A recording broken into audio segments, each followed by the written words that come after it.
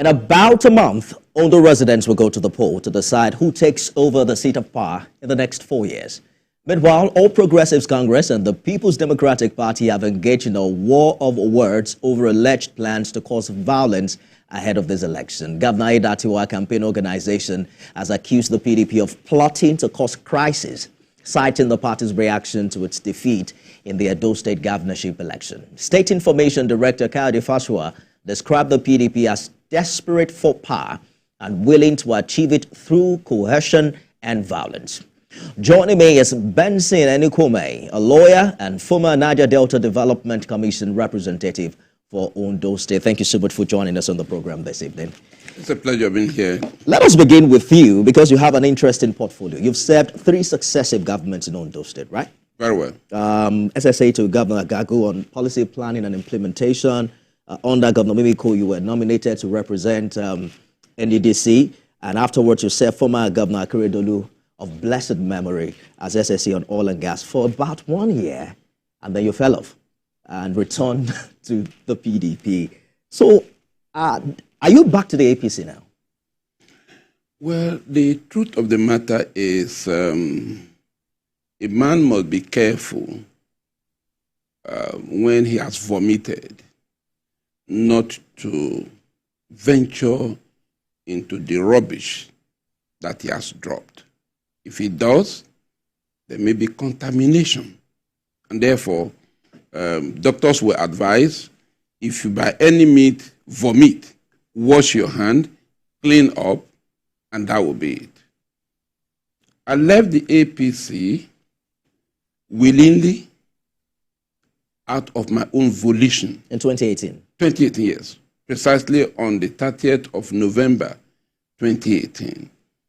I resigned with no coercion. There were no pressure on me. I just felt that the purpose or reasons why we took over governance was no longer the issue we were discussing. I'm a man of honor, and I don't want my name to be added to it at the end of the day. But you go back to APC this year. You had supported. We have just 10 minutes. So I'm going to rush just a moment. Yes. I didn't go back to the APC, but I supported Chief Olishola Oke. Isn't that an anti-party activity? No. What is Wike doing? Okay, so you're following in Wike's path. No, anybody can do that, because for us, for a person like me, I will go for quality. I supported Chief Olishola Oke, and if he has opportunity of contesting over again, I will give him my support. So now, if he had gotten the seat, you would have supported him under the platform of the APC. The truth of the matter is this: Chief Olishola Oke is ably qualified to represent our interests, and particularly that the slot was coming to Ondo South and Ilaje in particular. I know him. I've worked with him.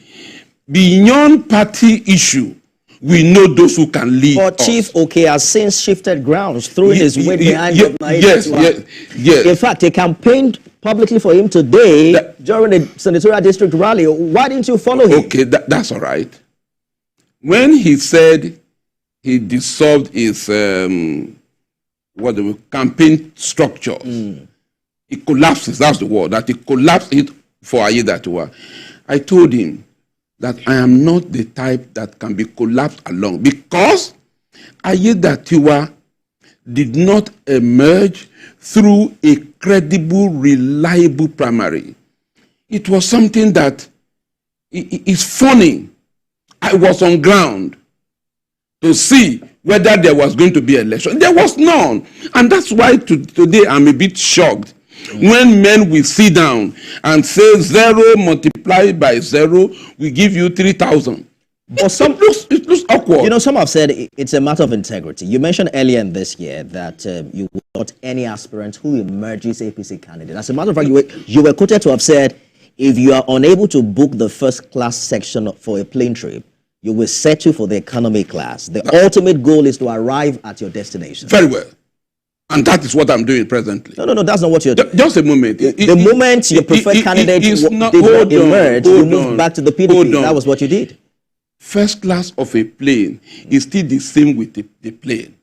Second class is still the same part of the plane. Well, I have just told you have left that plane now. Hold on. Hear me out. I said there was no primary. You don't put something on nothing and for it to stand. You don't do so.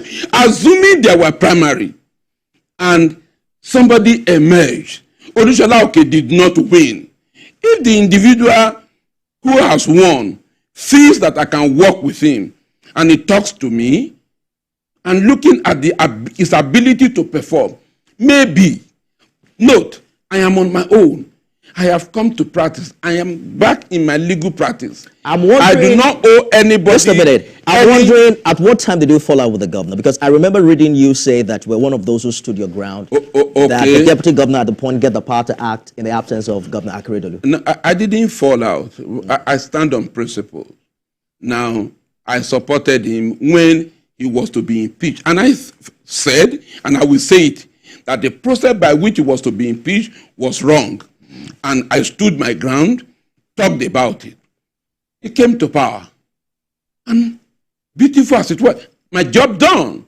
But in the primary, when the primary was to be conducted, I said he will be changing us because the Ondo South will be entitled to 8 years of governance. That because of the provision of the Constitution, I think Section 182 or 83, subsection 3, which says that once you take over from somebody who dies or leaves office, you are only going to contest just for one more term. I said for us in Ondo South, we don't deserve just 4 years. As a result, one, he will not earn my support. That if he's a statesman, he should allow somebody else who can spend 8 years for us.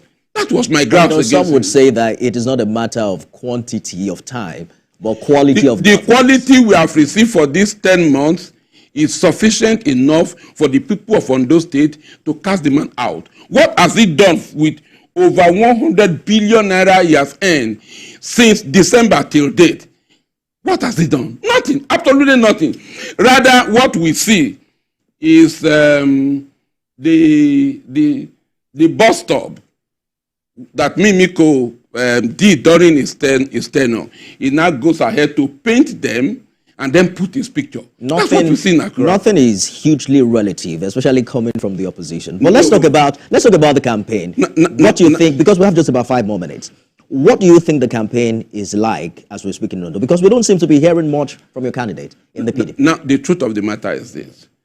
The government in power has all it takes to make noise on television. But people who are on ground, they know this. Our flag off will take place tomorrow. There was an application to government that the Democracy Park, which is used for campaigns, that place should be used. And we applied. They said we should pay 10 million naira for that purpose. We did ask them, provide the account where we will pay this money. I tell you, just on Saturday, there was a denial that we can't use the place. From where? From government, from the APC-led government. Even Akeredolu at that time, when he was in power, if people apply, other parties, we say, oh, well, it is our common heritage. You can make use once you pay the necessary fees. In this one, we are willing and ready to pay the necessary fee. The government of Governor Lucky Aiyedatiwa, APC-led government, refused us. Well, huge allegation you're making. We probably will have to hear from the side. No, the SSA, to get that side of the SSA to the governor, my younger brother Allen Sowore, confirmed it. He said, "Oh, maybe some other persons applied, maybe not, and all that." Applied late for the use of that place. Yes. Let's see tomorrow who uses the place. Anyways, that shows the pertinence of this administration. So you may not hear us now on television, on radio, here in Lagos or somewhere else, but we are on ground. Let's talk about the politics. You saw the campaign of Shehu Agba in Ore. It shook the foundation of Ondo. The political reality on ground is that we've seen more people unite behind Governor Aiyedatiwa, including Olushola Oke that you supported before the primary. Very well. Chief Olushola Oke, he has my respect. He has a right to make his choice. But he cannot drag me hook, line, and sinker to support a man whom I believe came to be a candidate by reason of fraud. And I use the word carefully, by reason of fraud. There was no primary. Look at the PDP primary. It was well held. I watched Honorable Kolade Akinjo yesterday when he was talking on television. He said, oh, I came second. If I wish I can have opportunity to ask him, were you cheated? Was there no primary? He could mention the figures that he scored. There were no figures. So, these figures were concocted. Why didn't you guys go to court if you felt you were cheated by the process? No, I can't cry more than the bereaved because Olushola Oke was the one whom we were supporting. So if he said... He has not lined up behind he has the right to line up. But he also does not have a right to hold us hook, line, and sinker to line up behind the man whom we consider was... We have to go now, but quickly, how do you see the challenge with your party at the national level impact on Ondo? The party is not settled at the center.